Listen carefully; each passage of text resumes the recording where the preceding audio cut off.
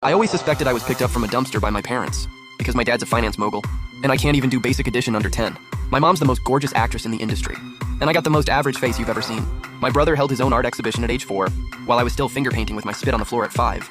Even the house staff, Auntie Wang the maid and Uncle Chen the butler, had secret identities. One was a retired top-tier spy, the other was a legendary Wall Street trader who'd gone off the grid. Lucky for me, they all spoiled me rotten. Over time, I just made peace with it. I mean, you can't expect to win the genetic lottery every generation, right? I figured this chill, do-nothing life of mine would just go on forever. Until one day, this so-called teen genius who went viral online showed up at our door. He demanded I give up my spot as the real young master. Great. The suspicion I'd carried for years finally confirmed. Right now, that so-called genius, Du Ruofeng, was standing right in the middle of our living room. He pointed at his own face, then pointed to a distant relative of mine who was a nurse, and flat out admitted it. That during delivery, we'd been accidentally swapped. He was the true heir of the Du family. You're so basic! How could you possibly be mom and dad's son? Today I'm taking back everything that's rightfully mine. His words sent the whole family into dead silence.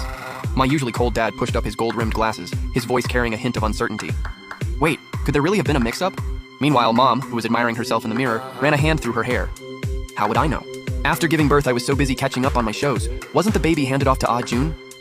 My brother sat on the couch and went quiet for 3 whole seconds before coldly dropping. I was 3 years old. Hearing that, my glamorous mom turned to my brother with zero shame. But you loved holding little Bao back then. You kept asking me if you could split this fun little toy with your girlfriend Nan Nan. My brother's expression went even icier. Nan Nan is not my girlfriend. Mom just blinked at him with the most innocent look. But she calls me Mom every single time she sees me. I was sitting on the couch absolutely squirming. Du Ruofeng's face was getting darker by the second. Watching my mom and brother completely spiral off topic, he finally snapped and stood up, cutting off this whole charade. Mom, Dad, bro, look at my face, now look at his. Tell me we don't look more like a family. I instinctively touched my own face. Honestly, he had a point. Growing up, every compliment my brother got was handsome. Looks just like Dad, same mold. And all I ever got was, well, the kid's got a nose and eyes, so that's something. Du Ruofeng kept building his case.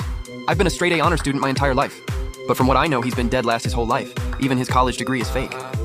I hung my head in shame. He wasn't wrong. Ever since school started, my brother topped every exam, no question. And I came in last every time, also no question.